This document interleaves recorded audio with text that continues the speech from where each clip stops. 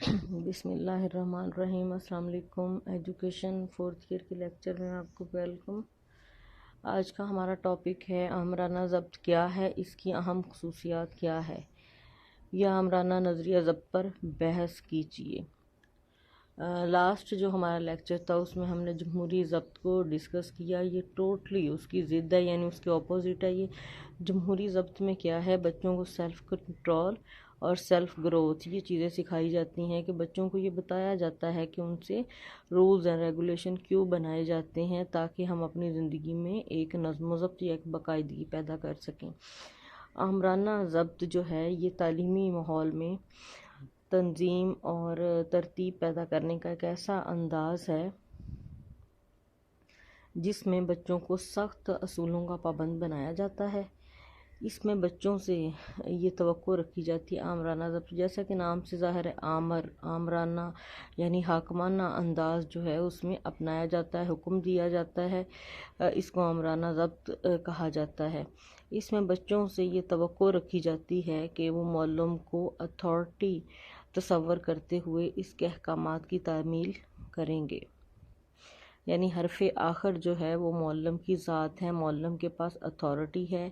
تعلیمی ادارے کا جو مرکز اور محور ہے وہ متعلم کی بجائے معلم کو بنا دیا جاتا ہے، اور اس کے ہر حکم کی تعمیل کرنا جو ہے وہ اسٹوڈنٹس کے لیے لازم ہے۔ یہ قدیم نظریہ ضبط ہے جس کے مطابق انسان فطری طور پر برائی کی طرف مائل ہے۔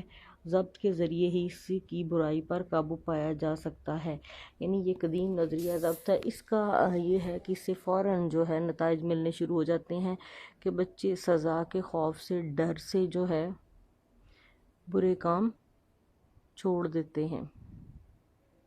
اس کی کچھ اہم خصوصیات ہیں، اس کو ہم ڈسکس کرتے ہیں۔ یہ سخت اصولوں کا مجموعہ ہے۔ آمرانہ ضبط سخت اصولوں کا مجموعہ ہوتا ہے۔ ان اصولوں میں کہیں کوئی لچک ہمیں نظر نہیں آتی۔ تمام افراد پر ان اصولوں کی پابندی لازمی تصور کی جاتی ہے۔ جو فرد ان اصولوں کی پابندی نہ کرے اسے سخت سزا کا سامنا کرنا پڑتا ہے۔ جدید ضبط میں اس حقیقت کو تسلیم کر دیا گیا ہے کہ جو ضوابط ہیں، جو قوانین ہیں، وہ انسان کے لیے ہوتے ہیں، نہ کہ انسان ضوابط کے لیے۔ سخت اصولوں کی وجہ سے تعلیمی انتظامیہ کا رویہ بھی سخت ہو جاتا ہے، کیونکہ وہ ہر حال میں ان اصولوں کی عملداری کی خواہش مند ہوتی ہے جو تعلیمی انتظامیہ ہے۔ کیا ہم نے اس میں ڈسکس کیا کہ سخت اصولوں کا مجموعہ ہے، کہیں پہ بھی ہمیں کوئی لچک نظر نہیں آتی۔ اصولوں پہ عمل پیرا کروانا ہے، چاہے اس کے لیے آپ کو جتنی بھی سزائیں دینی پڑیں۔ اس میں فکر اور عمل کی آزادی نہیں ہوتی۔ there is no freedom of thought and decision۔ آمرانہ ضبط میں فکر و عمل اور حرکت کی آزادی کا تصور نہیں پایا جاتا۔ جمہوری ضبط میں ہم نے یہ پڑھا، رائے کی، عمل کی، سوچ کی، اظہار کی آزادی ہے، اس میں بالکل بھی نہیں ہے۔ یہ نظریہ ضبط فرد کو اصولوں کے غیر ضروری، غیر لچکدار شکنجے میں جکڑنے کا قائل ہے۔ دنیا کا ہر فرد ایک واضح سوچ اور نظریے کا حامل ہوتا ہے۔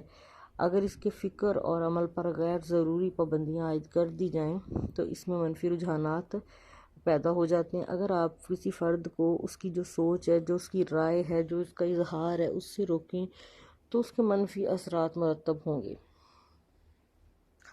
آمرانہ نظریہ ضبط نفسیاتی اصولوں کے برعکس فرد کے خیالات اور فکر کو اصولوں کا غلام بنا کر اس کی تخلیقی صلاحیتوں کو دبانا چاہتا ہے۔ اس میں انفرادی حقوق کا خیال نہیں رکھا جاتا۔ آمرانہ نظریہ ضبط میں انفرادی حقوق اور انفرادی اختلافات کے لیے کوئی جگہ نہیں ہے۔ دنیا کا ہر بچہ تشخص کا خواہاں ہے۔ اس کی انفرادی خواہشات کی تکمیل تعلیم کی اہم ذمہ داری ہے۔ اسے یہ حق حاصل ہے کہ اس کی دلچسپیوں، رجحانات اور انفرادی سوچ کو دوران تعلم اور تدریس اہمیت دی جائے۔ اس نظریہ ضبط میں بچوں کی انفرادیت کو نظر انداز کر کے انہیں خارجی اصولوں کا پابند بنا کر ضبط کا ماحول پیدا کیا جاتا ہے۔ اس میں حوصلہ افزائی کا تصور نہیں ہے۔ آمرانہ ضبط میں ضبط کے تحت طلباء کی اچھی کارکردگی پر ان کی حوصلہ افزائی نہیں کی جاتی۔ ہر فرد یہ توقع رکھتا ہے کہ جب اس کی کارکردگی معیاری ہو تو اس کے کام کو سراہا جائے۔ ضبط کے تصور میں طلباء کو کارکردگی پر کوئی پذیرائی نہیں ملتی۔ حوصلہ افزائی کا ایک لفظ بھی طلباء کے لیے تحریک کا درجہ رکھتا ہے، یعنی موٹیویٹ کرنا اس کو اپنے مقاصد کی تکمیل کے لیے۔ اگر طلباء کی اچھے کاموں پر حوصلہ افزائی کی جائے تو ان میں اپنی کارکردگی کو مزید بہتر بنانے کی امنگ پیدا ہوتی ہے۔ آمرانہ ضبط میں اس چیز کا تصور نہیں ہے۔ اس میں ناقابل حصول معیارات کی توقع ہے۔ اس نظریہ ضبط کے تحت طلباء سے یہ امید کی جاتی ہے کہ وہ ایسی کارکردگی دکھائیں جس کے لیے ان کے پاس مطلوبہ صلاحیت ہی نہیں ہوتی۔ اس سے پہلے ناقابل حصول معیارات بنائے جاتے ہیں اور پھر طلباء کو ہدایت کی جاتی ہے کہ وہ ان کے حصول کے لیے کوشش کریں۔ ہر انسان کی کارکردگی اس کی صلاحیتوں کا عکس ہوتی ہے۔ کوئی فرد اپنی صلاحیت سے زیادہ کارکردگی نہیں دکھا سکتا۔ جب معیارات ناقابل حصول ہوں گے تو طلباء ان کے حصول کا جذبہ بھی پیدا نہیں ہوگا۔ ایک بچے سے آپ ایسی توقع وابستہ کرتے ہیں جو کہ اس کے بس میں نہیں ہے۔ فار ایگزامپل، ایک فطین اور ذہین بچہ ہے اور آپ کے پاس ایک متوسط بچہ ہے، تو سب کے لیے آپ ایک جیسی توقعات کیسے وابستہ کر سکتے ہیں؟ یہ مواقع سے محروم ہے۔ آمرانہ نظریہ ضبط کے تحت طلباء کو شخصیت کی تعمیر اور نمو کے لیے انفرادی اور اجتماعی مواقع سے محروم رکھا جاتا ہے۔ ان مواقع سے طلباء کے تعلم میں اضافے کے امکانات موجود ہوتے ہیں۔ اس نظریے کے تحت طلباء کو زیادہ نہ سیکھنے کی آزادی نہیں ہوتی۔ اس میں طلباء کو تعلم کے محدود مواقع ملتے ہیں۔ ان محدود مواقعوں سے شخصیت کی جامع نمو کی امید نہیں کی جا سکتی۔ اس میں غلطیوں پر مسلسل تنقید کی جاتی ہے۔ ہر انسان غلطی کر سکتا ہے اور کرتا ہے۔ سیکھنے کے عمل کے دوران غلطیاں بھی سرزد ہوتی ہیں اور انہی غلطیوں سے بچے سیکھتے ہیں، یعنی ٹرائل بائی ایرر۔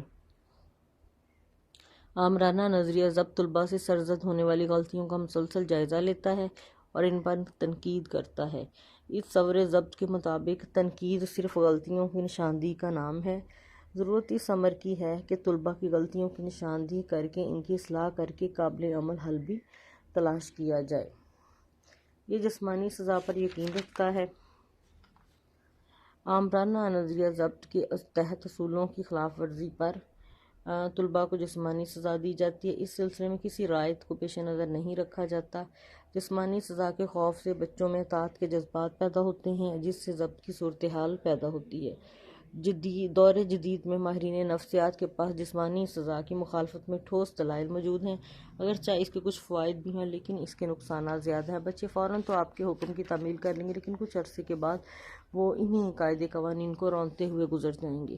یہ غیر مشروط کا اطاعت کا تقاضا بھی کرتا ہے۔ آمرانہ نظریہ ضبط میں طلباء سے یہ توقع طلباء سے کی جاتی ہے کہ وہ احکامات اور ہدایات کی غیر مشروط اطاعت کریں گے۔ یہ غیر مشروط اطاعت جو ہے طلباء کی شخصیت میں منفی رجحانات پیدا کرتی ہے اور ان کی تخلیقی صلاحیتوں کا راستہ بھی روکتی ہے۔ جب طلباء کو ان کے ذاتی خیالات اور ارادے کی آزادی نہیں دی جاتی تو پھر ان کا زندگی کے لیے ان کے کوئی مخصوص جو ہے وہ مقاصد ہیں وہی پورے نہیں ہو سکتے۔ یہ آمرانہ ضبط جو ہے یہ خوف اور اطاعت کے درمیان تعلق پر یقین رکھتا ہے اور ماحول کا فہم ضبط پیدا کرنے میں اہم کردار ادا کرتا ہے۔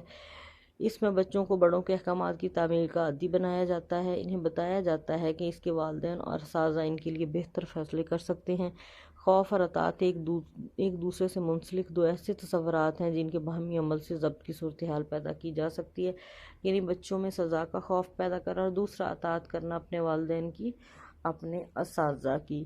تو یہ تھا ہمارا آمرانہ ضبط جو ہے کیا تھا۔ اس میں اتھارٹی ٹیچر کے پاس ہے، آپ کی رائے کیا آزادی نہیں ہے، سخت قسم کے قوانین اپنائے جاتے ہیں، ایسے معیارات طے کر لیے جاتے ہیں جن کا حصول ناممکن ہے، غلطیوں پر تنقید کی جاتی ہے، جسمانی سزا پر یقین ہے۔ اس جو ہے وہ آمرانہ ضبط کا آج کے دور میں جتنے بھی ہمارے پاس ماہرین نفسیات ہیں، ایجوکیشنسٹ ہیں، وہ سارے اس بات پر ان کا اتفاق ہے کہ جسمانی سزا سے ہمیں دو رس یعنی دور تک نتائج، بہتر نتائج جو ہیں وہ حاصل نہیں ہو سکتے۔ اس لیے جو ہے آمرانہ ضبط ایک قدیم نظریہ ضبط ہے، اور اس کے فوراً نتائج تو ہوتے ہیں، لیکن اس کے جو بہت ساری ڈی میرٹس بھی ہیں۔